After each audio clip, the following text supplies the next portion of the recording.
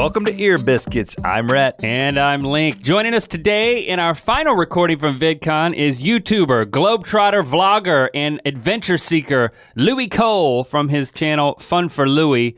Louis travels all over the world and documents his experiences, and it's probably not an exaggeration to say he's experienced more things in the past few weeks than most people experience in an entire lifetime.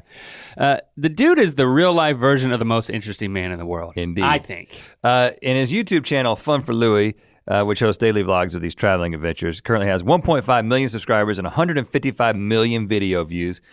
Some of his escapades include spearfishing in Australia, swimming with ducks in London, yes he did that, integrating himself into the Himba tribe of South Africa, horseback riding in New Mexico, paraskiing in the Alps, and rowboating in Vietnam.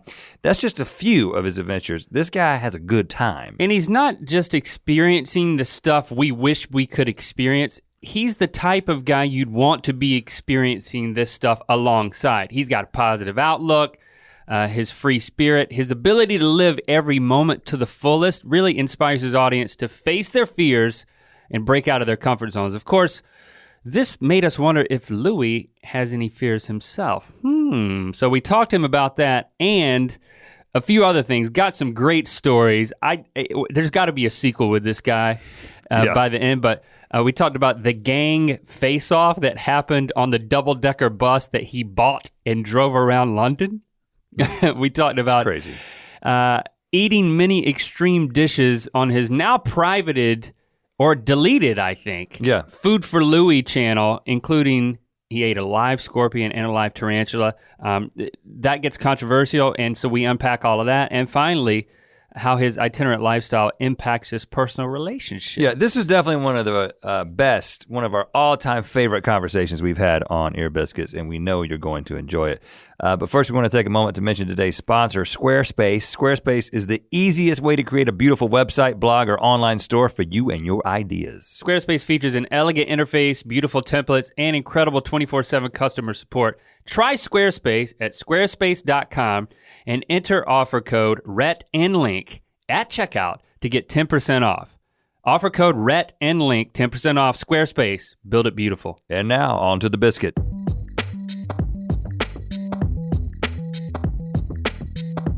Our lives intersecting with yours is difficult because there's one huge variable, and that's your life.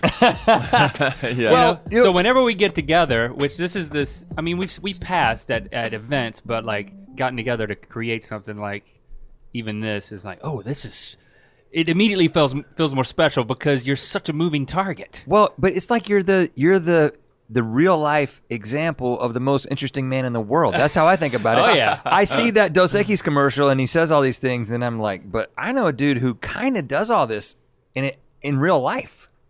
Yeah. Agree or disagree? I mean, there's obviously the behind the scenes. It's every second of every day is not as interesting as the videos and the Instagrams, but yeah, I guess this has been the most interesting, action-packed kind of couple of years of my life. This whole YouTube adventure. Right. So let's backtrack from this moment, because even if I look at your channel currently, it's basically real time.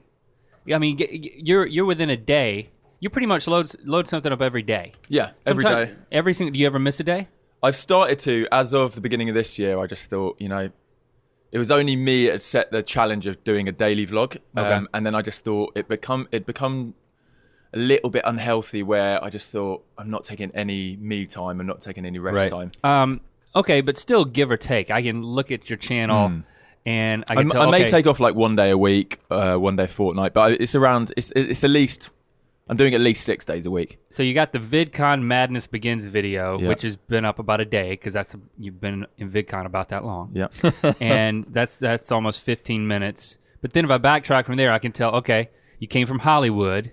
You were riding on. I'm just based on thumbnail only. Yeah. You can get a lot from your thumbnails. You were in Hollywood riding horses, and then that's probably Griffith Park. Yeah. And then you were on the beach doing a cleanup. Is this like a self-imposed cleaning up a section of the beach? There was a charity, and we were helping do a beach cleanup with them. Yeah. Okay, and then you were doing a GoPro audio test underwater. That was in New York. You were in New York for that. Yeah. doing some rooftop Instagrams, testing out some of Casey's danger toys, whatever that means. Sounds awesome. He's got these these electric, those, you've seen those toys with the wheels and everyone's floating around on them. Yeah. Yeah, they can be dangerous. And your mom was in New York. Yeah. I can tell that. And then you were doing some skateboarding in Central Park. I'm like hitching a ride on the back of one of those bicycle taxis. The guys that cycle around and. But they didn't know you were doing it. Not to begin with. we made friends. We made friends quite quickly. He was cool. So and then before you were in New York, where were you? I can't remember. Swimming with swans. Oh, that was in London. In London. Yeah. And then it was just 2 weeks. Who 2 weeks knew? before I jumped that. in. There's a lake in Hyde Park, and I went swimming in it. There's actually you're allowed to go swimming, and that's not a thing in England usually. This is a lake full of ducks and swans. You just look at the lake. Yeah, usually. But you're allowed to swim in it? Yeah, it's like a thing. Like I didn't notice a thing. So anyway, that was that thumbnail. We were jumping in, swimming with the swans floating around us. But 3 videos before that, the first video in your London series is called Back in London. So right before that, when you were talking with animals, where were you? At Italy. Yeah, Italy. Yeah, you were in Italy. Yeah. And this is over the and I've just taken you through the previous 5 weeks. Yeah. Italy, London, New York, Los Angeles, and then where are you going after VidCon? I am doing a road trip up to Portland, and then on the 11th of August, I'm going to Sierra Leone in West Africa, where the Ebola outbreak started. But I'm going with the UN and World Vision, this charity. I'm going to go and I know World Vision. Interview some patients that have recovered, and it's going to be. I mean, that's going to be a pretty intense one, that trip.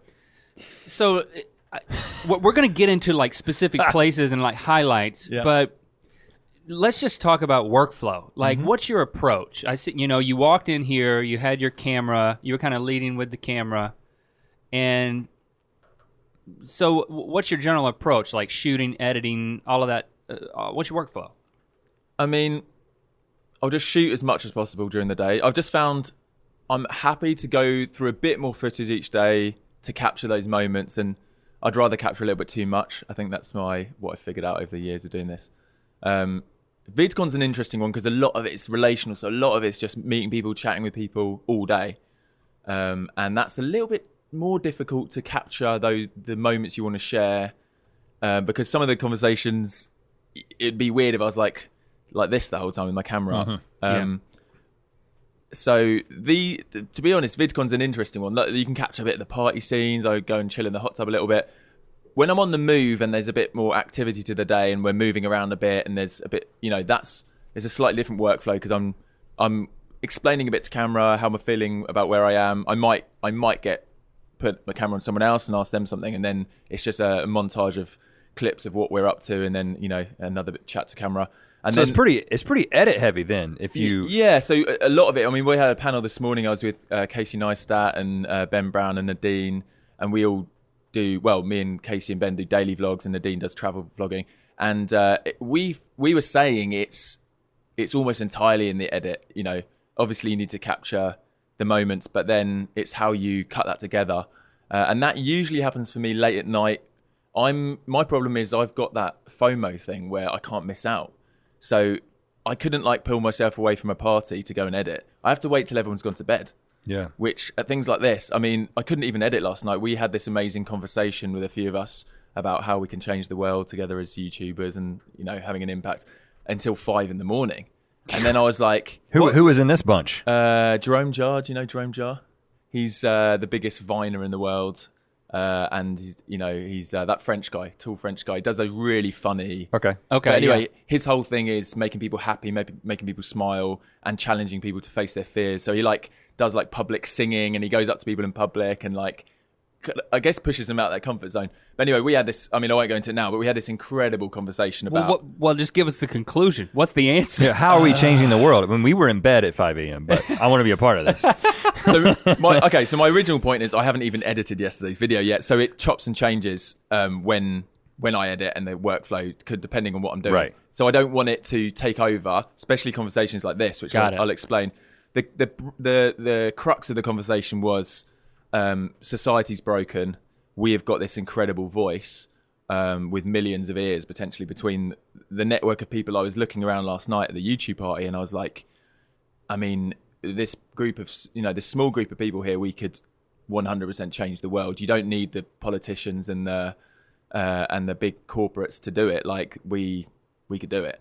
And then we had this conversation of what is it that's broken and how do you mend it? And it was all around the subject of compassion, and I think the 3 words which my friend Dave, who I'm doing a lot of cool charity ideas with at the moment, and these are his 3 words, are compassionate problem solvers. So finding compassionate problem solvers and getting them to release that in other people. And this was like we started the conversation at 9:30 and ended at 5 a.m. So I'm struggling to summarize it, but it was documented. I mean, the cameras were rolling. Well, so. I filmed a bit and then I just put my audio on recording because I just wanted to listen back, because it was just very exciting, because there's a lot of amazing people and minds here, and people have had incredibly different experiences, people from all over the world. But the one thing common is somehow we've built this incredible platform that people seem interested in our lives and what we're up to. And there's this potential to inspire people and make a difference. And I don't know, that's where my head's at the moment anyway. Yeah. Let's skip from workflow to kind of what you want to accomplish. Your environment's always changing. You're always figuring out how to take the footage that you've captured, which is always compelling, but it's a testimony to your editing and all of those, the music and the style that you bring to it. But it's all for a reason. Like I really get a sense that you want to elicit something from your audience. What is that? What is your goal?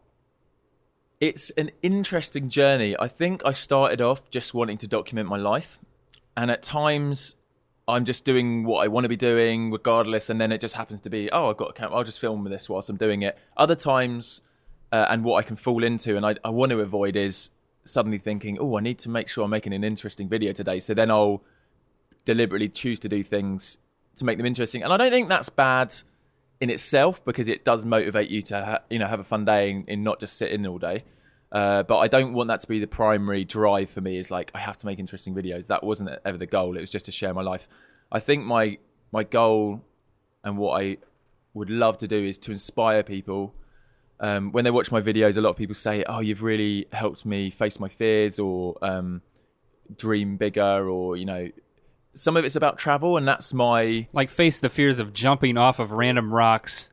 Or even, that's the interesting thing, a lot of my videos are literal fears, like, jumping out of a plane and going to crazy countries. But I think if you just think about fear in general, that's the thing that holds people back in life. Whether it's a fear of jumping out of a plane, or whether it's a fear of leaving your house, or making new friends.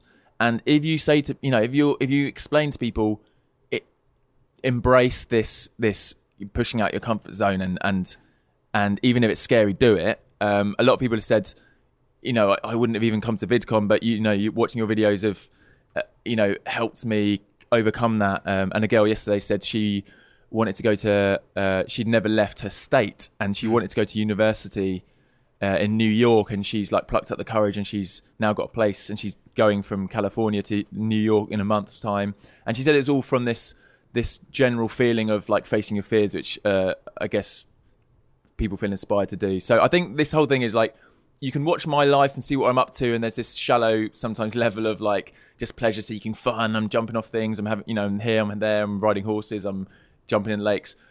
But my hope is it's a lot deeper than that. People can see that my kind of heart behind it all is embrace life and be passionate about what you do, and hopefully that can inspire others to do it in their way. It might not be travel, it might be something different. Well, because there's an interesting dynamic when you watch what you do. I mean, one thing is you might be tempted to think that you don't have any fears.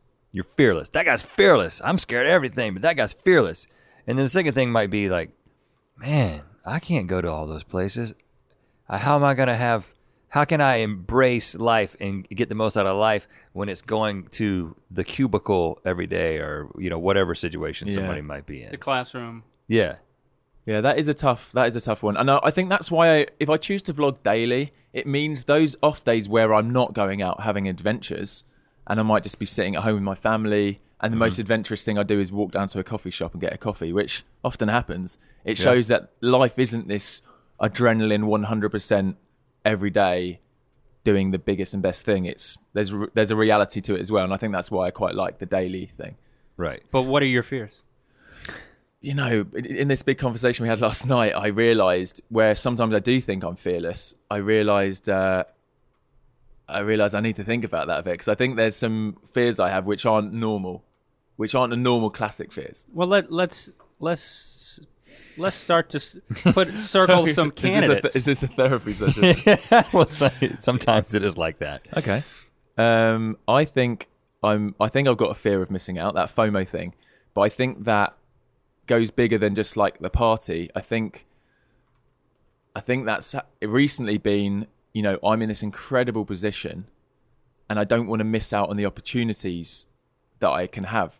And then it's like, well, what are the opportunities? The reality is, in my position brands are contacting me every day saying, we want to work with you, we want to do projects. I could easily draw down, kind of get absorbed into the world of like just making as much money as possible from this platform, which is a tough one because yes, I've monetized my videos and I'm earning an income and I've got dreams that require money. So for instance, one of them is I want to buy a big plot of forest and build a treehouse Ewok village in it. Mm-hmm. And live there, because I haven't got a house at the moment. I was like, who wants a normal house? I want to live in an Ewok village. Yes, of course. But we have been looking. Please build a guest room. I want to build multiple. But we went and looked at a plot of land up in Santa Cruz, which was like, it was a big plot of land, but it was like $500,000, and I was like, I don't have $500,000. But anyway, my point is, I can work with brands if they work organically with my channel, and my viewers are cool with that and understand the principle of me doing sponsor videos. And it can work, or I'm like, well, I just do sponsor videos every day, and and then so that's one of my fears is I don't want to become unauthentic, and I don't want to alienate my audience, and I don't want to kind of sell out to things I don't believe in, but I also don't want to be on my high horse and be like, oh, I'm just gonna make money. I'm not gonna make money, because the reality is, though, money shouldn't be a motivation, but I think it's a brilliant tool and thing that can really free you to do awesome things. So anyway, that's been playing. This is the most. To be honest, this is the most honest I've been. Oh no, really, and I hope this isn't like a crazy subject to talk about. But for me, this whole thing's a fear of mine. I don't know what to do in this situation. I don't know whether to embrace it and just do it all, or whether to like step back a bit. I'm scared of missing opportunities, and I'm scared of what. If I do the wrong thing, what could happen? Well, the Ewok village is a definite yes. Yes, I think so. If a brand would pay you with an Ewok village and take money out of the equation, would that simplify things? Yeah, absolutely, yeah.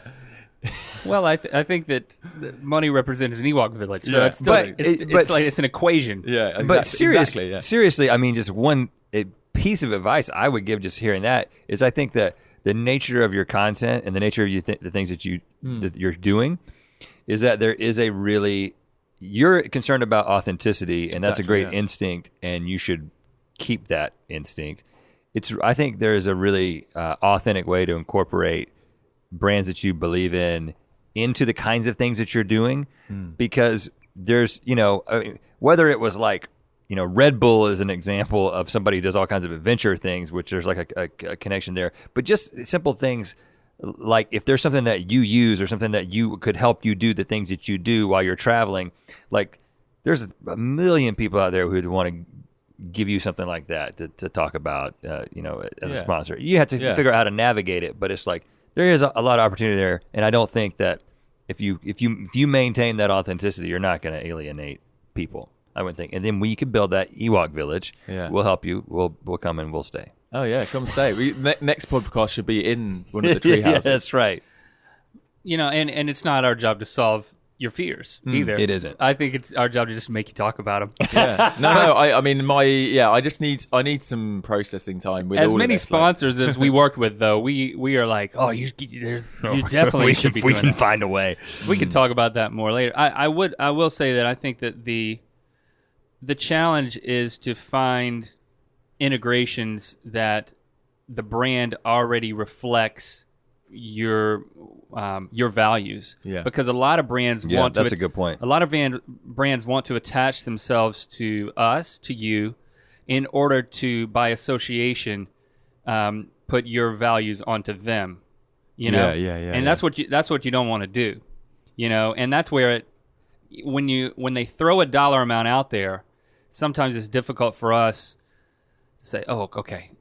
Oh, now that there's that amount of money on the table, well, we got to now we got to have a compromise. We got to have a conversation, right? Because there are different kinds of brands. But it's not. You can't do that. It can't be about the dollar amount, right? Because there are different kind of brands. I mean, Coke could come to you and say, "We want to sponsor you," and at that point, it'd be like, "Okay, why is Louis being sponsored by this huge soft drink?" But there are smaller, and their slogan has been "Enjoy happiness." I can see how that would totally work. Totally makes sense, but does that work for you? And you don't. I wouldn't answer that here. I mean, there's just let's. I mean, we can let's not talk specifics, but the general thing is, I mean,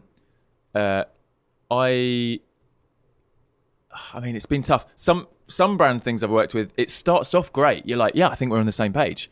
By the time the contract's signed and you're starting to get things reviewed, then suddenly everything changes and you're like, well, this was never the plan. Like, and then it's this stress of like, I really don't want to start like reading lines and scripts in my. This isn't a fictional thing. This is my life. So this is the struggle anyway. But I mean, I think it is, but I think we are getting to a place where there's enough that's starting to work correctly that there's hope that there can be trust. A brand can actually trust us. Yeah. But let's just see if that happens. Yeah. The other fear of missing out is an interesting one because that's just more.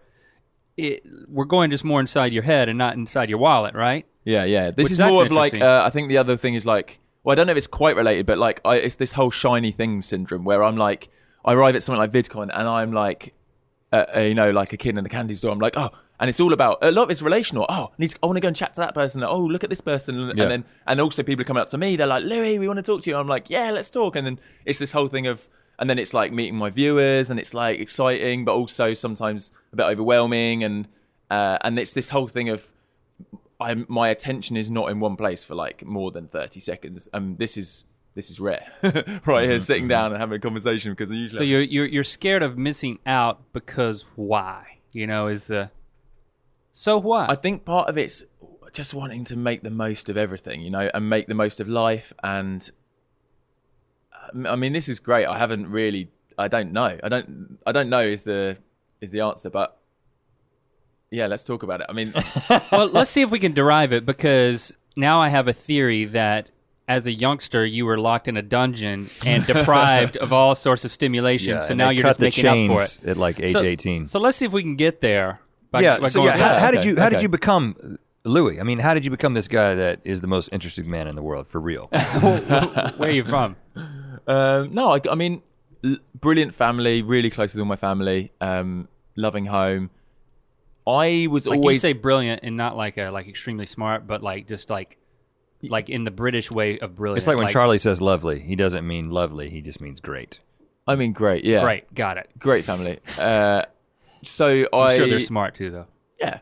Or they're British. Quite a typical, like, grew up in the suburbs, middle class, didn't have loads of money. My dad's been a high school teacher his whole life. He's actually been, I think, like 33 years teaching at the same school, and we've always lived in the same house. So this is a very, in terms of security, it's just been same house, same town I grew up in. It's been nice. It's been great. But also this has been running strand of like my parents have been quite supportive and encourage all of us to think outside the box.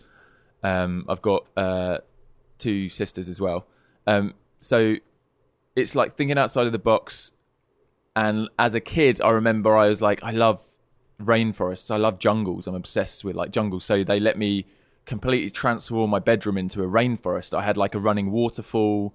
I lived in a cave. I painted trees all over the walls. I had a pet iguana roaming free in my room. Amazing. Oh, as long as he didn't leave the threshold of your door, that was his terrarium. Yeah, I mean... Where did that idea come from? I don't know. My head. I mean, I just always loved. I was always in as a kid. I was always in another world. Like I was in Fantasyland the whole time. Like I just daydreamed my way through my childhood. I was just always playing games. Even at school, I imagined I was a spy in a military camp. Like every day, I was like, I just create this fantasy world around me. It wasn't an escapism. I just saw fun. this. I love seeing the magic in the world around me. Yeah, it was fun. It just hit me that Rainforest Cafe could be a sponsor. Yeah, I love them. No. I went to that. They've been a big. I've always loved the Rainforest. Have you Cafe. been there? Because yeah, there's one in London. It's like your room, but they serve food. Yeah, the food isn't great though. But you know, but it is. No, you're it's right. a fun atmosphere. But it is like that is my room. My room was like the Rainforest Cafe. And then it's been, I guess, just crazy ideas I've had that don't fit into the normal. Like so, let's fast forward 10 years. Like I bought a double-decker bus, like the London double-decker buses.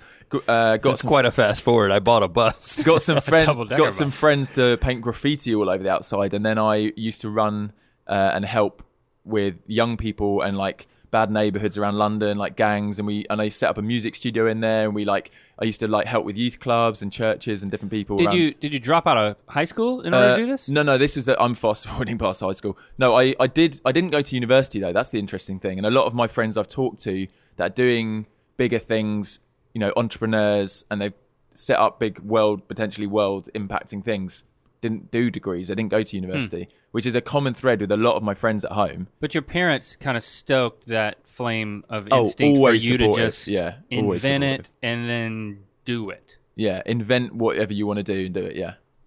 So what was the double-decker bus the first example of that? I mean, there's multiple. Like, I remember wanting to do something really fun for my 21st birthday. And we could try and rewind. I'm trying to think what else. So my jungle bedroom, teenage years. I did like a work placement instead of university, and then where was that? Where'd you work? I did like 3D animation. I worked in an office for Sky TV. Oh, really? So it was all like, because I love graphics and visual stuff. Was that before or after you were homeless for the first time? This was before. Okay. So anyway, then I left the corporate world of like, I mean, it was fun, it was visual, it was graphics, but it was still an office, and I had almost a cubicle. Like it was an office, and I just had the same seat every day. But then I thought, this isn't me. I can't do this anymore. So after 2 years there, I just left. I thought, I can save some money, because at that point you're like, what's important to me? I'm paying rent, and it made me challenge everything I knew about society. I was like, wait, hang on, I don't think this has to be the way that I'm told it is. Like I think I can just decide what I believe. So the belief that I needed a house, because I was like, that's a big outgoing, renting a house. So I just bought a minivan, and I just thought, I can just live in here and it's free. So I left my job. And your parents said, well, they were supportive. They were like, well, we know you're skilled enough to go back into a workplace if you want to, but in the meantime, go and have fun. And you know that I've got a funny story. So I went and lived in this minivan for a few years, drove around Europe with all my friends, literally survived on maybe $20 a week. I was like eating cans of food, and I was like, I can live for free. Who needs money? And it was this whole thing of like, I just want to, at that point, I was like, time is so much more valuable. And I remember leaving my job and thinking, with all the time in the world, I can do anything. I can literally take over the world. Not in a in a good way. Yeah, in a good way. I can just do anything. And you still got to put gas in that minivan. Yeah, and that's because I was always traveling with friends. I'd literally pull in a gas station and be like, can everyone just donate, put in like $1? I mean, I'm talking American for your sake. Can everyone give me £1 to put in for fuel? So I'd get everyone to chip in. We'd put £10 in the tank. It was literally like that. I remember often running out and often having nothing and going hungry. But I love this testing the limits of what do I need and how can I adapt to create more time in my life. So it's this whole experimental time. Then I had this vision for the double-decker bus. I told everyone, I was like, I'm going to get a double-decker bus. But you need £10,000 or whatever, to $18,000 even to do that. And then someone came up to me and they said, "We love your vision. Here's the money," which was awesome. Yeah. What do you mean someone came up to you? Well, I was involved with circles of people that like want to do cool things, right? So someone showed their friend, and I found this almost like a foundation that want to support cool projects. And they said, "We love the idea. Here's some money." And it was like literally wrote me a check. Now, is there a belief system that your parents kind of put in place that kind of formed the structure for this? Was it just your parents saying, go off and have fun, or, was there something else? Well, I mean, I won't go super into this, but like on a personal level, I have like a kind of a faith, I grew up in church, and okay. I think part of that mentality of seeing a bigger picture to the world, it's not just the here and now, it's like there's more going on. And I think that's all, always thought, this sense of magic, there's this spiritual realm, there's more going on. And I later on read books like The Secret, where you're like, you're like putting things out there, and or it's like having, even if you don't want to put it in terms of God and stuff, like if you have a belief that you can do something and that something's going to happen, I honestly feel like you can make things can happen, like you can almost will things to happen, whatever, whether you believe that's like a spiritual, perhaps. Whether you believe that's like a spiritual, like God's got a path and he's, doing something, or whether that's just a law of the universe, or whether it's a law of the universe, however you perceive it, because I don't want to like preaching my personal beliefs, but like however you perceive it. I know that there's a Jesus shout out in your Draw My Life. Well, I just said you were inspired by Jesus. I just wanted to explain, I wanted to mention it because for me personally, that is a massive impact on my drive and motivation. What's difficult in society is there's a lot of connotations and assumptions when you label yourself. If I labeled myself a Christian, for instance, it's just like such a negative thing. A lot of baggage. A lot of stuff. And also there's like the whole Republican, Christian, Southern American thing, state, everything, all of that. For me, I like the idea of, Jesus was an incredible character, whether you believe he was the son of God or whether you believe he's just this cool guy that did some awesome stuff or whatever. Like, so when I say I'm inspired by Jesus and I want to follow how he taught to live, I feel like that can't be that offensive for people. I think he did drive a double-decker bus too. Yeah, he was. So it's somewhere all coming together. But if you look at you got the bus. So I got the bus. Yeah, let's go back to the bus. So we got the bus, and from this motivation of like, I want to, growing up, being taught as a kid, it's bigger than you. It's look at the world around you. We care for people, love people. This is the whole message I grew up with. Like, it's about loving people. And then I'm like, well, whilst I was in the minivan, like driving around, I'd meet these kids on the street which had nothing, didn't have good homes. Some of them had left, run away from home or whatever. I remember sleeping under like in a highway, like in those, the highway, the bridges that go over the highways, and there's like little tucked in there. I remember this kid was like distraught. He'd run away from home for some reason. The police were after him, and I don't know how I found him. Anyway, I had this conversation with him and ended up having a conversation on the phone with the parole officer, his police person that was trying to look out for him, and I just thought, wow, there's people really like in way more broken situations in their life, and they're like struggling, and I just thought I can help. I can try and help and love them in some way. And then I just thought this idea of, if they had a place to come that wasn't like this set location, like government run youth club, which there's so many restrictions and paperwork, and I just thought, I've got some friends around me as well that love to help. And I just wanted to set up, and I thought, I could live in the double-decker bus as well because it's much more spacious than a minivan. So I made the van work. You can make a double-decker bus work. Yeah. Double-decker bus, had kitted it out. I mean, I need to show some pictures in a minute. These guys can't see, but anyway.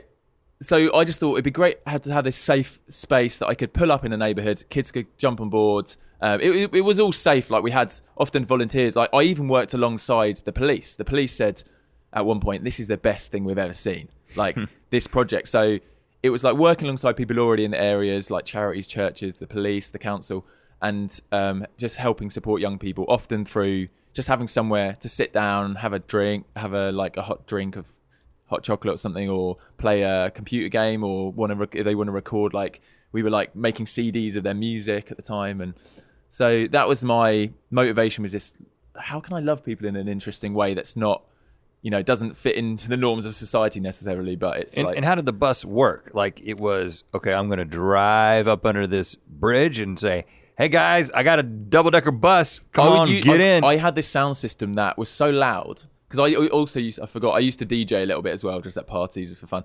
So I had this sound system that was so loud, the bass speakers could set off car alarms as we drove past. So you could drive down the road and like all the cars on the side of the road, the car alarms would go. So you just start pumping music and people would come flooding. And then I had a microphone and I just handed it to a kid. I was like, do you like rap? Do you MC? And I just give him a microphone, and then suddenly they'd spontaneous MC battle on the street. And it would happen all the time. And then I found I'm not just around London. Yeah. And I don't see myself as like an entrepreneur, but I soon found a way to fund it all by kids saying, "Can I rent this for my birthday party?" And I was like, "Well, yes, you can." So on the weekends, you didn't dress up like a clown, though, did you? No. On the weekends, I used to drive around kids for their birthday parties and teenagers, and used to rent the bus out, and that used to fund the whole project. It was brilliant, and they would, and I even got a message on my Facebook. And it said 5 years ago, this is like last week, 5 years ago, you drove me around in your bus for my birthday party. It was the best night of my life. Oh, that is awesome. And I was like, wow. Okay. And so, But that didn't last forever.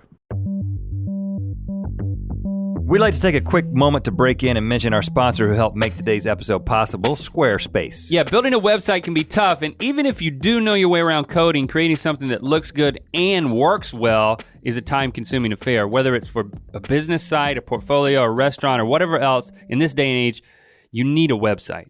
And lucky for you and us, Squarespace makes it easy to build beautiful websites. They provide simple, powerful, and beautiful websites that look professionally designed regardless of your skill level. Now, we've had a number of versions of RhettLink.com. Over the years, yeah. And this latest version, designed using Squarespace, is by far the sleekest and coolest one yet. We're excited. It's coolest. sleek and cool. Go check it out, RhettLink.com. Squarespace gives you 24/7 online support and a beautiful website for only $8 a month. You can even get a free domain if you buy Squarespace for a year. So start a trial with no credit card required and start building your website today. And make sure to use that offer code Rhett Link to get 10% off your first purchase and to show your support for Ear Biscuits. And thanks to Squarespace for showing their support of Ear Biscuits by being a sponsor. Squarespace, build it beautiful. This episode is also brought to you by Zevia. Zevia is the naturally sweetened soda with no sugar, no calories, and it's also non-GMO project verified. Zevia is available in 15 delicious flavors, including cream soda, black cherry, cola, ginger ale, and even a tonic water, and a whole lot more, all with 0 calories. It sounds like you might need a Zevia right now, because is there something in your throat? Yeah, let me get my Zevia. Now, we got a case, and we put them in the fridge here at the office, and they were gone by the next day. I didn't even get to try all the flavors, but I did try grape, which is my current front runner. That's my favorite. I tried cream soda. I enjoyed it. That's as far as I got, and everybody else drank them all. I think we're going to have to stock our secret fridge in our office so nobody can get to it. Yeah, and you should stock up on some Zevia for your secret fridge too. Go to Zevia.com/podcast because they're giving away thousands of free 6-packs. Now that's not a 6-pack for your belly. That is an actual 6-pack of Zevia, which, because there's 0 calories, could help you in your quest to have an actual 6-pack. Who doesn't like the sound of coming home to a surprise soda on your doorstep? Head over to Zevia.com/podcast to get yours. That's Zevia, Zevia.com/podcast. Now, on to the biscuit. So you were doing the double-decker bus thing, and then how did that come to an end? So, it was pretty full on. It was most evenings a week, and then every weekend was busy for me doing that. I struggled to delegate and build a team around me. So I was the driver always. I sometimes took someone to help me with security, because the stories I could tell you about the craziness that with working with urban, like, bad neighborhood young people. Well, tell us one. What's the craziest one? There's one. So it's similar to American. The gang problem in London isn't as severe, and there's not guns, so that helps. But there's still this like turf. The gangs don't have guns either? They some of them do, but not everyone. Not everyone's carrying a gun. Okay. But they can get hold of guns illegally. So anyway, I was living in South London at the time, and I'd worked in this neighborhood where there's this particular gang, and I'd built relationships with a lot of the members and was just trying to be a positive influence in their life. But it's a crazy structure, like the drug dealing, the hierarchy, everything. So I took a bunch of them out for their one of their birthdays. I was like, oh, I'll just take you out, because it wasn't like they weren't renting it. I was just like, come on, let's go and do something for your birthday. Freebie for the gang. Yeah, freebie for the gang. I kind of see where this is Anyway, going. so we go off into London. Double-decker bus full Go of off the into gang. London, pumping music. Some of them are like MCing. Often when I stop the bus, people crowd around, and then other people want to join in. So often there'll be spontaneous MC battles with people on the street that just happen to be walking past, and it attracts people over. So anyway, there's like this other gang that kind of show up, and they start like MCing, and then Did they have their own double-decker bus? no, they're just walking along the street, and then somehow they ended up in the bus. Uh-oh. And On the same deck, probably. this is the thing. There's two decks. There's Okay. the original. Double. They did separate. The original gang members were chilling upstairs. I'm like, oh, no, they're probably playing on the PlayStation or whatever. This other gang. Oh, there's a PlayStation. Yeah. Thanks for mentioning that. Oh, there's like a 52-inch plasma screen at this point. Anyway, so downstairs, this other gang came in and they start like MCing on the mic, and then they start representing their ends, which is like their neighbourhood, and they start shouting out, because there's this turf war, right? Oh, gosh. So they're like North London. I'm like, oh, like, because my gang is from South London. So I'm like, Anyway, I'm like, I pulled over. I'm just gonna go upstairs and check that this is safe, like that, because I can kick them off. I can come down, like, walked upstairs. The gang I'd originally come in had pulled over balaclavas on their face, 5 of them, blacked out, all black. Balaclavas, black masks. I don't know if you... Okay. In England we call them balaclavas. So it's just the eye holes, the mouth, where you're going to do a robbery or something, right? And they'd pulled out like knives. And I'm like, whoa. I'm glad you went upstairs. Yeah, I'm like, whoa, guys, chill. Like, this is not happening. You are not having a gang fight in my bus. Like, and because I built relationships with them, they actually respect me. So I'm like, take those masks off, calm down. I can tell these other guys to like get off. Like, this is fine. You know, we don't need to start a fight over this. But what was crazy is they ended up making friends. They came down, it was all chilled, and I was trying to be like, look, you don't, like, why are you fighting? Because you live in a different area. This makes no sense. I think in a gangs thing, maybe like there's drug territory where there's dealers and stuff. Anyway, I managed to like... There's an ecosystem of commerce. I managed to somehow make this bond over the music. Everybody's equal on a double-decker bus once you get on the same deck. And also because we're driving around, we're driving in and out of different areas, and we're not in like, oh, you're in my location, you're in my location. Yeah, we're just driving You're around. confusing them. They're going in their territory, then they're going in somebody else's territory. This is like the most genius gang solution there's ever been. So I mean, drop them all off at the police station. I've had to confiscate weapons off guys. I've had to physically break up fights. It was a crazy time, actually. I mean, I should probably write some of these stories down, but it sounds like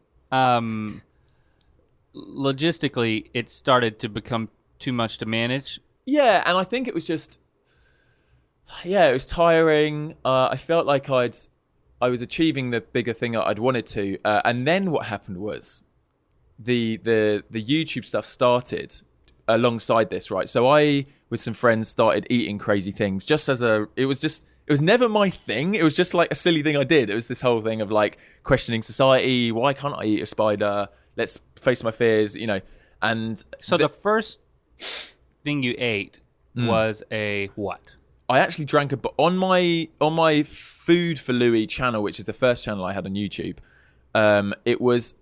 We had some old footage on a mobile phone of me like eating a little spider off the floor, and it was just to be it was never meant. It was never meant for YouTube. It was just me messing around with some friends, and they'd be like, "Eat that spider! It's a dare, right?" So I'm like, "Okay," because I'd already at that stage like gone jungle trekking and traveling, and like I'd seen like there's this. Why not? I can eat spider, and anyway, so I did that, and then you had seen people eat a spider, probably. Yeah, exactly. So then I did that, and then we had a few clips that we put on YouTube, because we were just like, why don't we make this a thing? And then my friends were egging me on, and they were like, they were encouraging me, and then I drank a whole bottle of wasabi sauce, and then things started getting more and more extreme. Was this was 2011. Okay. Maybe end of 2010. So you had this footage off of YouTube. You start the channel. You're gonna call it FoodForLouis because hey, you already had some eating stuff. Yeah. And then they just keep giving you more stuff. It kind of then it steamrolled. Escalated alongside the stuff. So I was only doing Snowballed, I meant it was to like say. it was like once a week, and I'd be doing my bus thing still a week, and then once a week go around my friend's house. What am I going to eat this week? Oh, we bought you a box of crickets. See if you can eat them all. Or, and then it just escalated, and people were suggesting things in the comments. That's when the video started going viral a little bit. And then that's when we realized, we were like, this could be a thing. Like, oh yeah, people like this. There's people like this. And also at this point, a few other UK YouTubers reached out to me because I'd starting to get some traction and interest. And these were the younger guys that were coming up. So there's this whole crew in England. And it was just the perfect timing, and they wanted to make friends with me, and I was like, so what do you do? What do you eat? I had no idea. And they were like, oh, no, we did, we vlog in our bedroom, and I was like, I didn't even know there was people on YouTube. I just watched music videos on there, or like cat videos. Or like fail compilations. So I'm like, okay, so you're chatting in your bedroom. What do you eat? Yeah, so you're chatting in your bedroom. And you're not eating the mattress or jumping out of the window? You're just talking. Yeah, just talking. I'm like, all right. Okay, interesting. So chatting to these guys, and that's when I came to, I think at this point it might have been 2012. I came to a VidCon anyway, as FoodForLouis. And met a bunch of the American YouTubers, and I was like, this is an amazing community. And at this stage, I got in a ton of trouble in the UK for what I was eating. I actually got threatened with arrest, taken to court for eating a goldfish, which in England is actually illegal. So the RSPCA showed up at my house. They almost had... It was live and swimming. It was swimming around. I poked it out of the bowl, chomped it up quickly. And in my opinion, still didn't cause it distress or like pain, like unnecessary pain. You didn't swallow it live. You no, bit I it. just bit its head off. So And then you swallowed it. Yeah, then I ate it all. So in my theory, my thing was, if you're gonna eat meat, don't be naive and think that the animal's not dying for you to eat that, right? So I took it to the extreme of like, well, I didn't like the fact that I'm killing this animal. That's not what I'm finding pleasure in. It was just pushing the limits of like, how can I challenge myself to think outside the box and eat something crazy? And it turned out I ended up eating live animals like scorpions and spiders. And that's what I think a lot of the virality of the videos is like. Okay. People thought I was a psychopath, right? Well, okay, so let's explore a few of these. Because that was our first introduction. That was your introduction. Was I think the tarantula one was the first one. And I was just I couldn't stop watching. I had to watch all of them. Tell us about the tarantula. That was the most scary, one of the most scared time in my life, because this tarantula was when we bought it from the pet shop, right? They wouldn't handle it. They were like, you can't handle this species of spider. These it was like some Brazilian, I can't remember exactly what it was. Anyway, so they kind of put, two of them were like standing back, pushing it into this plastic case. I walked home with it, did a bit of research, like, are tarantulas dangerous? And it was mainly like, they're not fatal. It hasn't got fatal poison, but it's going to hurt a lot if it bites you, and especially around your mouth, throat area. Like, I'm like, there's swelling. Yeah, I can see there being a serious danger here. Also, it has these hairs all over it that can like flick. It flicks at predators. It fires barbs. Yeah, at predators to deter them, right? So I'm thinking all of this. I'm like, yeah, this is scary. And what was the biggest, most ambitious thing you had done up to that date? I'd eaten the scorpion already, which was again scary because of the stinger and the pincers, and it grabbed my mouth. Yeah, it grabs your mouth on the way. Tell us about the scorpion. Pause that one. Tell us about the scorpion. I started on the crickets, right? Live crickets. And as a kid, I'm pretty sure I've eaten, I'm sure I'd like eaten live crickets and things in the garden or whatever. Like, yeah, sure, like all kids do. Well, adventurous. there's the statistic. Everyone's eaten X number of spiders during their sleep. Sleeping. Yeah, I think that's. But the scorpion was what type of scorpion? Did it have the stinger? An emperor scorpion. It's the biggest species of scorpion. It had a stinger. So I upgraded from. I might have done cockroaches before that, which were pretty vile. Like the taste of pretty vile. But the scorpion was the first kind of arachnid predatorial little thing that I'd eaten, where I was like, this is going to attack me rather than just yummy. In the video, you hold it by its tail so you don't have the stinger, and then begin to drop it down into your mouth. My tongue. And the pincers grab your tongue, and then you just kind of like bring it right in and just. Yeah. I mean, that was scary. But as soon as I had the stinger, because the stinger is the dangerous part, right?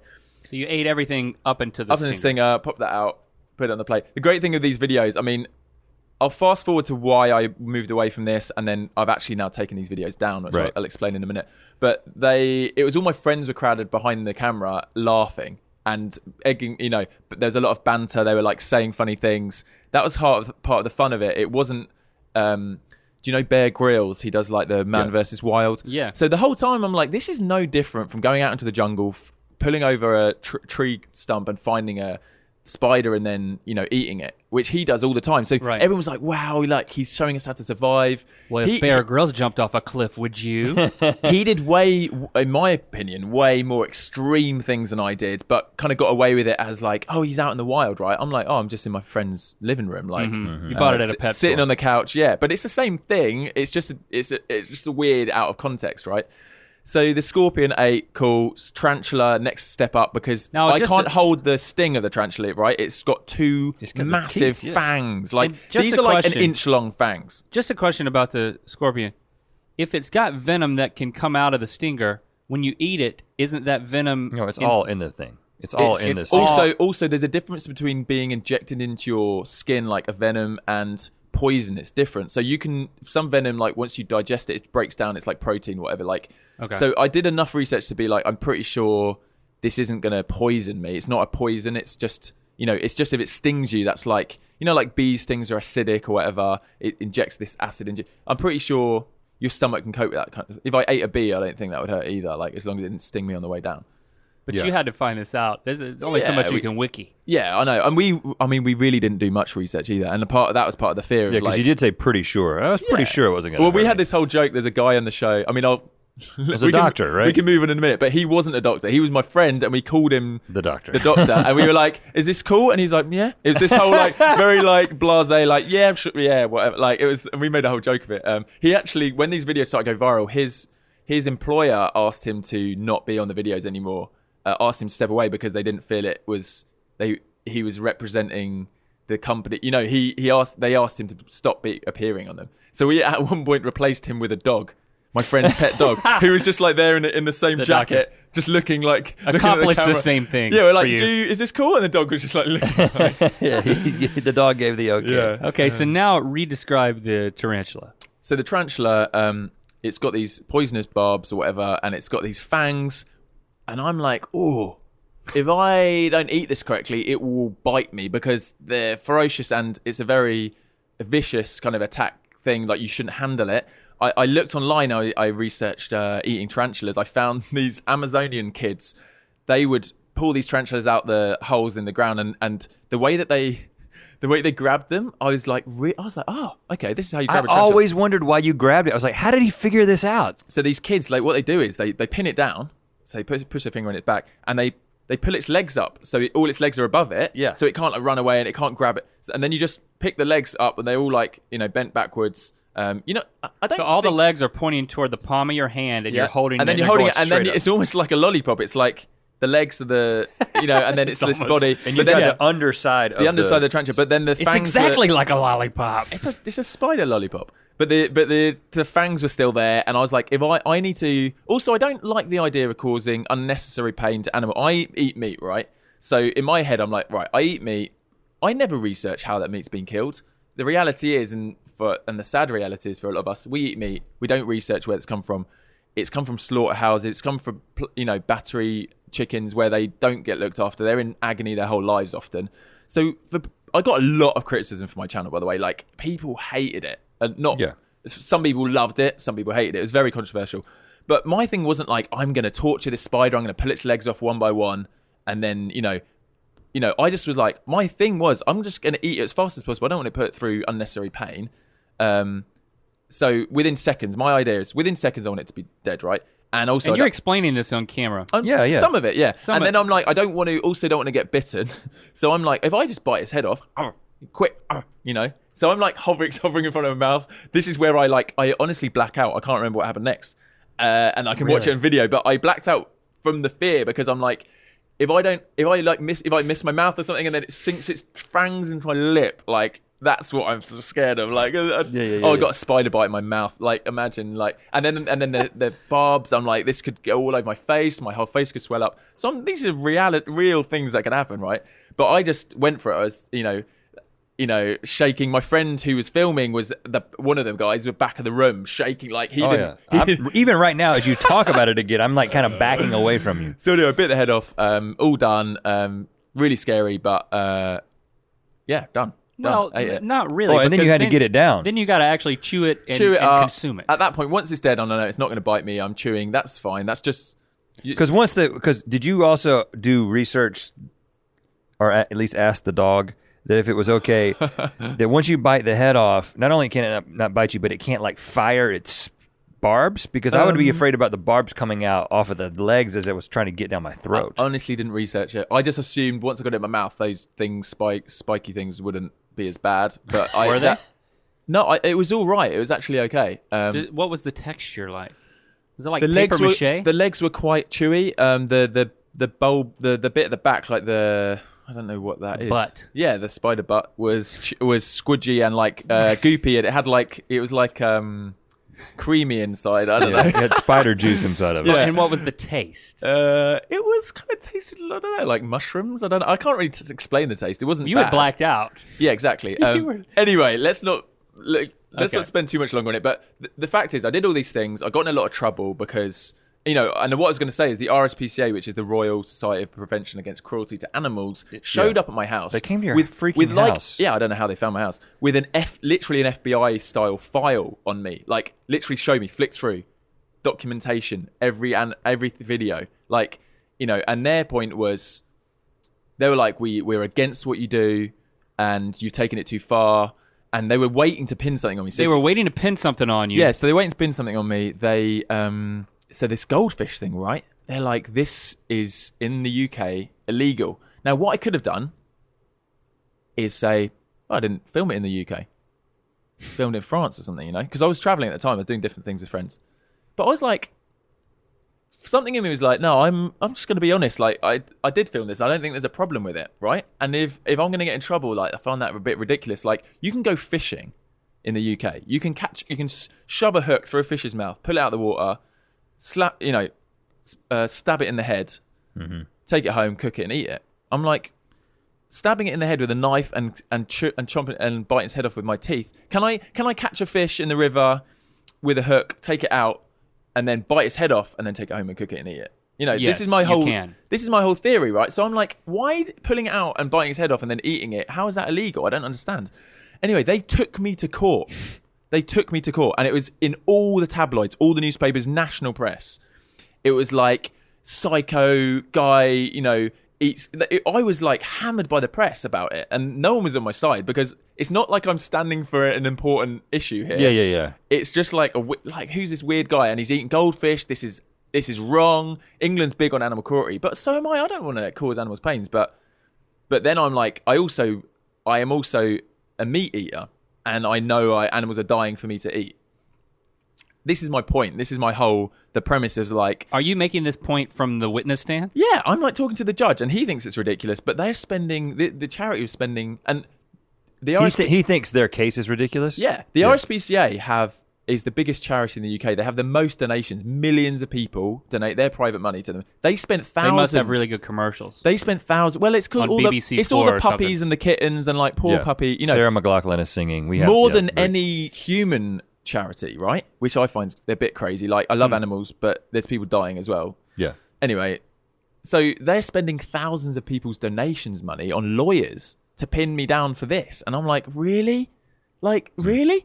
Anyway, so it got to the point where I was asking all my friends, I didn't know what to do. Did you hire a lawyer? Yeah. Okay. I had to pay a lawyer. I got to the point where I was like, I don't need to fight this battle. I never set out to be an advocate for like the right to eat goldfish. So I just said, out of court settlement. I was like, okay, I'm sorry. I'm not going to do it again, right? They gave me an RSPCA caution. It wasn't a criminal thing, just a caution. So like, for instance, if I then are caught again, like abusing a pet, then I actually get issued this warrant thing saying I can't own a pet. And then the police can confiscate me or whatever. So I was like, that was the thing. I had to admit that I was wrong, and there was no criminal thing filed or anything. And I was like, okay, look. But you didn't have to delete the videos. No, I didn't have to. And they said like making a public apology, and I think maybe I tweeted something, but it was at this point they were like, no, I did have to delete the goldfish one. Okay. Right? No, but at this point, some animal rights activist groups had gone online, and they had gone onto my channel and just started flagging all the videos. So like 8 of my videos got taken down the day after all the tabloids showed me online. So like ton of people started. My channel actually got removed by YouTube because so many people flagging it. I went back to YouTube and I was like, hey, look, I don't agree with this. I don't think it's all wrong. Some of it was me drinking bottles of wasabi sauce, you know. Maybe the goldfish was too far, but that's an opinion thing. Anyway, my channel got put back up. I snuck a couple of videos back on, the same videos that got removed, you know. And it all started going again. And I was like, I think I did a few more videos after that, but at that point I was like, I think one of my friends said to me, is this what you want to be remembered for? Is this your legacy in life? Is this channel? I'm like, no, it really isn't. I'm not a psychopath. I'm not. Like, no, people are like, yeah, whatever. Like, you're definitely a psychopath. But I'm not. And I just thought it was just a weird thing I was doing that kind of got way out of control. But the positives are that I'd met this YouTube community. I'd realised there's a bunch of different content online, and I just thought, I can do anything I want. So at that stage, someone said, why don't you just film your life and just what you get up to every day and adventures, stop eating crazy things. And then that's what I started doing at the end of 2012, maybe. But it wasn't a guarantee that it was going to work. Might not have worked. I think I started a brand new channel, didn't even really push people over from scratch. Yeah, I probably had 400,000 subscribers on FoodForLouis, and I just, from scratch, started again. Didn't even really push my subscriber base over because those people didn't care about me. They were like, that's that weird guy eating weird stuff again. Mm-hmm. They weren't like, oh, we love you, Louis. Right. So then I started from scratch, got my YouTube buddies that I knew in the community to help me, and just built the channel from scratch again, started the daily videos, took my double-decker bus on a tour around the UK. And at this stage, this is where the transition was, going back to the start. Then I was like, okay, I'm gonna take a pause on the bus stuff, the working with gangs and all that. Go on a little tour and then go and spend some time in LA. Came out here end of 2012, I think. And then it just all took off from there. Met cool people, started having cool adventures, documenting it all. And now I'm here with a much, much bigger channel. I surpassed my channel quite quickly. Right. And now I'm occasionally recognized as FoodForLouis, but now I've really have like rebranded, redefined who I am online. And it's a bit of a mad story of how I got here, really. Right. Well, at this point, with it being, you know, you said, okay, when you started with the double-decker bus, you kind of took it on a tour. But at this point, it's just one adventure after another, is what it seems like. And is it now the adventures are for the purpose of the exhibition, right? They're so people can see it. So now it's just not. Is it like I've got to plan the next adventure because I'm going to continue to bring people along for the ride? Is that sort of how it works? Well, yeah. This is the interesting thing. So now I'm like, I can fall into this trap of like, I need to keep having adventures so people keep watching, or I can be like, look, people are invested in me, whether I'm jumping off cliffs or you know, doing adventurous things, or just being me. So I really want to be doing the things that I care about and want to do, and the world-changing projects, and then I think I will naturally just be doing that in an adventurous way anyway. And let's qualify the word adventurous here, because okay, what's the new equivalent to eating the scorpion and the tarantula? Yeah. Because what's the craziest thing that you've done in your FunForLouis adventures? Well, just to qualify that. The connection here, and it goes back to what we were saying before, is it's about facing fears, right?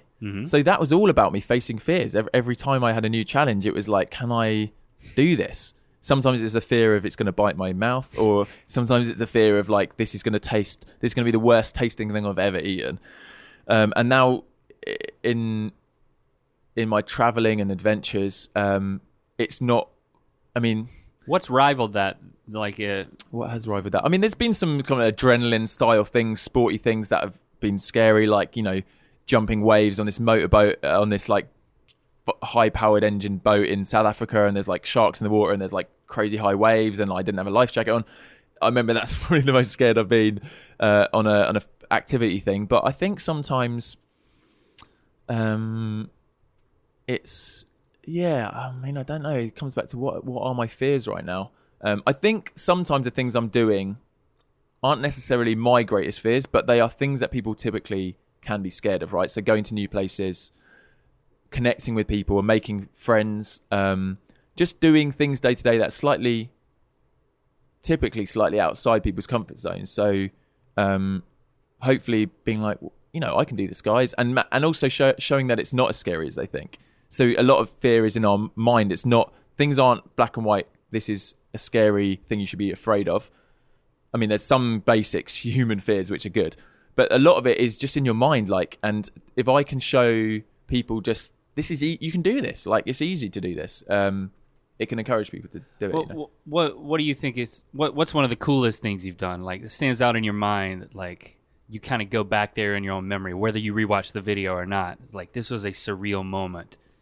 Maybe it's this sunrise at this place. Maybe it's not jumping the wave with the sharks. It's not the craziest thing. The coolest thing I can think of this year was I went to, I've got a pilot friend, and we ended up flying this 2-seater plane around Namibia in Southwest Africa. And we went to this tribe called the Himba tribe, and they were like the most primitive people group I've ever met. They are pretty much naked. They wear like clay in their hair, and they live in mud huts, right? And they speak this tribal language, and they're just it's just so basic, and they just herd goats. That's their thing. And when you showed up, what were they thinking? Well, there was a guide who translated a bit. He grew up in the area, but then had modernized his lifestyle, right? So he grew up in as a kid in super rural, primitive, then modernized, gone to a school, and like started wearing clothes and learned a bit. So he brought you back. So he came back with us, and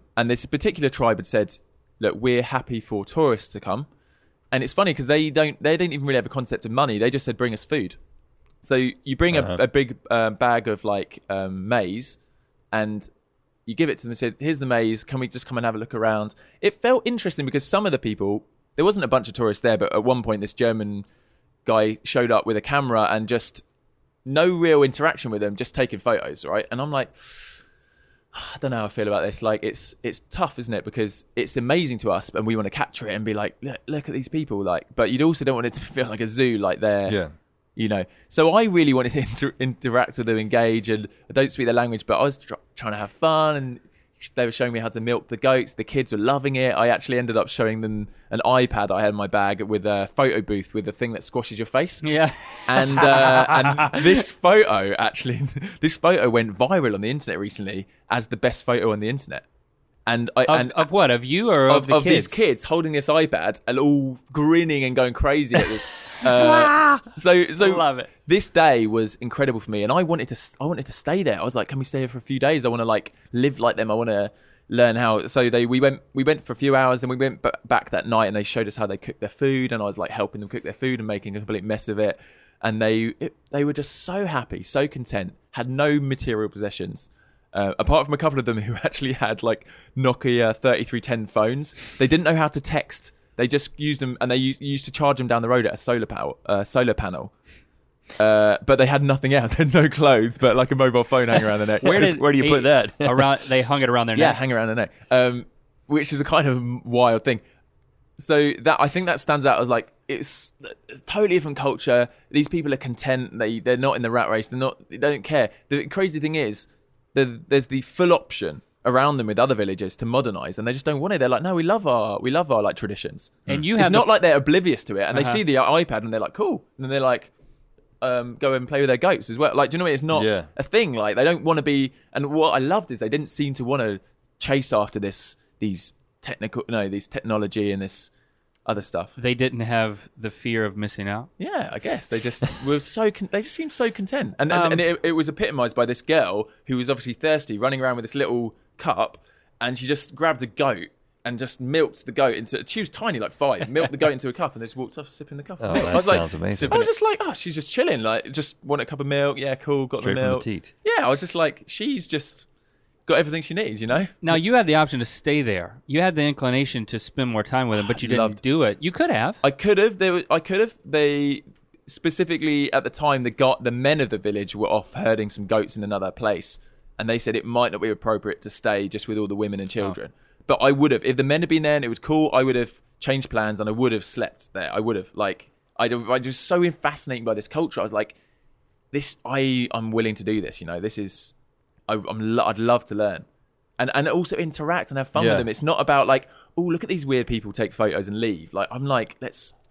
You know, I know this girl was showing me how to make fire and everything. It was brilliant. I loved it. So that anyway, I'm babbling, but that's what it was the coolest time of my vlog. That's pretty cool. Well, okay. So, in speaking of women, you just said you were being with women in a village. This kind of thing, living this life. Yeah. This has got to get the ladies a little excited. What? You know, what do you mean? Like his audience? Being the most interesting man in the world, this is sexy, you know? And I'm going to go out on a limb here. I'm going to tell you something. My wife has a little bit of a crush on you.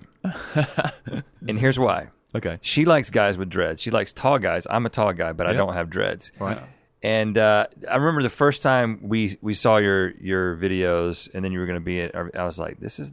I guarantee you, this is the kind of guy that my wife would have a crush on. So you showed the videos? You like served them up on a platter? No, me and the boys were watching some of the crazy. My kids just absolutely loved the Food for Louis videos. Yeah. And it wasn't like she sought it out, but I was like, "You like this guy, right? This guy's your type." And she was like, "Yeah." She just owned it. Yeah. So, but I'm not threatened. I'm in a happy marriage, 14 years and going. He's not in the same county as you most of his life. Well, and exactly, yeah. You're constantly traveling the world, so she can't. This is the thing. This is the thing.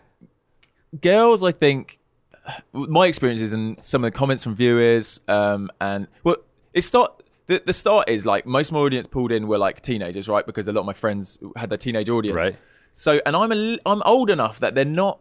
It's a bit weird. I'm a little bit too old for them to have a real like obsession crush on like some of these young superstar YouTubers that are like, you know, the Justin Bieber style. Like. Right.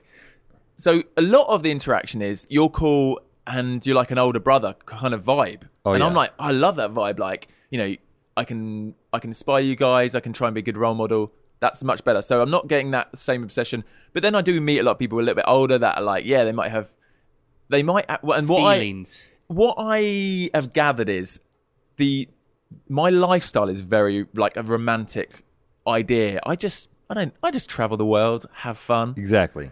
But the reality is there's no security in that. I don't know what I'm doing day to day often. I'm completely erratic. There's not much structure.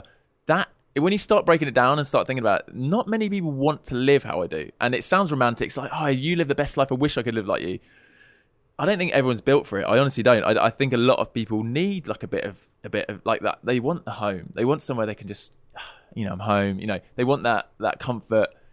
I'm built differently. I'm wired differently. I don't need that. And I think when people might initially find this concept romantic, but the amount of people that step in and be like, oh yeah, I want to do that, everything, and really when they think through it, I'm gonna move out. And has that happened though? Have you been in relationships that were stressed because of your lifestyle? Before YouTube, yeah, I've always loved traveling, and I didn't see eye to eye with one of my ex-girlfriends, and she was like, I don't like it when you travel, and I was like, but I love traveling, and I was like, come with me, and then she didn't want to, and I was just like this isn't. She was gone. Yeah, she was out. It just didn't work. So what about now? What's your love life like? I don't talk about that, but let's talk about more vaguely. Like I think let's keep it vague. The vague thing is if I was to, I just, you know, a lot of viewers speculate. I hang out with a lot of cool girls on my channel, right? And everyone's always speculating who am I in a romantic thing with.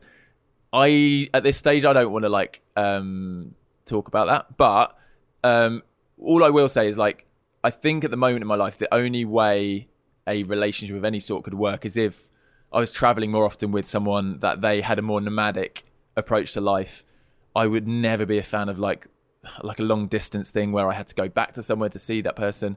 So I think that's always been the thing I thought, wow, I've adopted a lifestyle which creates it means that meeting someone and being able to start and sustain a relationship is really hard, really I'm setting the bar really high. Like I'm saying, I don't live anywhere, I travel the world, and I film my life every second of every day. Like it's quite a lot to suddenly, if someone's like, you know, oh, I want to be with you, I mean, there's a lot that comes with that. There's a lot of conditions, you know. And also then I'm like, you know, how far, if I just fell head over heels in love with someone, what would I sacrifice? Because the reality is, and I've seen it around, like daily vlogging isn't always conducive with like a healthy relationship, that where you've got like a marriage and you start thinking about a family and stuff.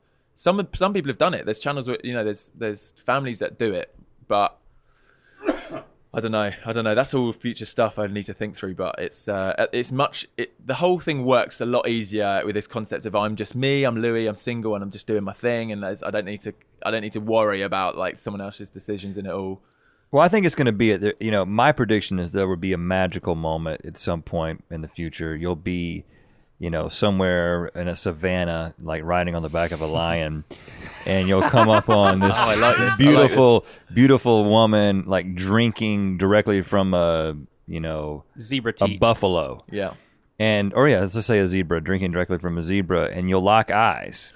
And it'll be like, well, I'm riding past on the lion. I'm like, hey. yeah. And then she'll be like, I'll get on that lion with you. Yeah. You're going to have to find he'll somebody. Get under the zebra with her. Either way, yeah. You're going to be going the same direction. And, you know, and better yet, she's going to already be vlogging it. You know, she'll be down there next to the zebra teat with a camera on herself. Yeah. And you'll be like, you understand me. Let's make this happen. So ladies, if you're out there and you're currently suckling a zebra and filming it, then we've got the man for you. Ladies, like there's multiple. Yeah. All their heads popped up at once, like, huh? This has been fun, man. Yeah. I think this may be one of my favorite biscuits ever made. We need to plan an adventure together is what we need to do. I'm so up for that. Our adventures have to be very well planned in advance. But I didn't even tell you about this. You may have seen the email, but I met a guy last night. You may have seen that weird email that came in from Australia. This guy was like an adventure planner dude in Australia for years, and I was telling him about one of our dreams is to do some off-roading and surfing combo thing in like Australia. He was like, oh, I know all the people to hook you up with. Don't be talking about it in front of Louis, because then he's going to do it. No, but we do it together. Let's do it together, yeah. Oh, okay, we'll invite him. Yeah, okay. He's still here. He's listening. Oh, okay. Yeah. No, yeah, let's do it. All right. Thanks for hanging out, man. This is great. Really fun, really fun. All right.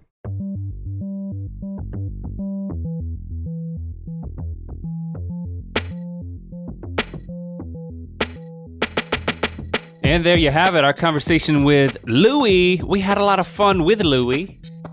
I was gonna make a play on his channel name, which is FunForLouis. We didn't have fun for him. We had fun with him in the conversation. Let him know what you think by tweeting at him.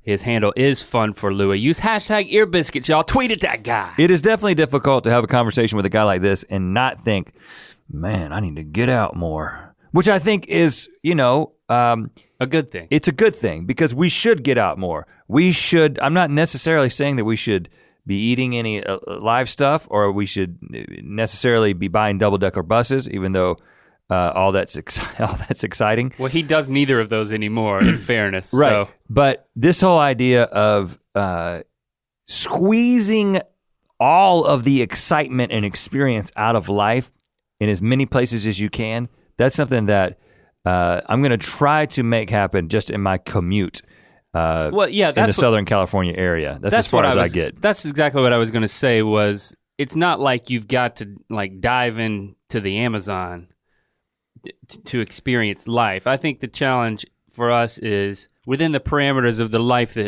that is ours that we have, you know, with our wives, with our kids, with our friends, with our coworkers, within the context of commuting, finding a way to squeeze the realness out of it, live in that moment. Yeah, and there is something that we can both begin doing right now that doesn't require travel. We could grow dreads. I just started. Could you tell? No, you didn't wash your hair today? I did, but I just started. I didn't wash it right now again. Okay, so that's it. We don't wash dreads? We're not gonna. Well, it's a complicated process. Just wiki it, man. Okay. It involves washing and not washing. You can't just put normal shampoo, and put your hands in there and separate your hairs, because then you can't make dreads. You have to let them lock up, and then once they lock, there is a way to wash them, but it's not a traditional way. But we're not going to talk about that because that's going to be wicked. That's okay, right. That's also your assignment. Start growing your dreads and experience life to the fullest. Those things you don't have to do both. You can choose one or the other. But they are mutually exclusive. No, they're not. And we'll talk at you next week, guys.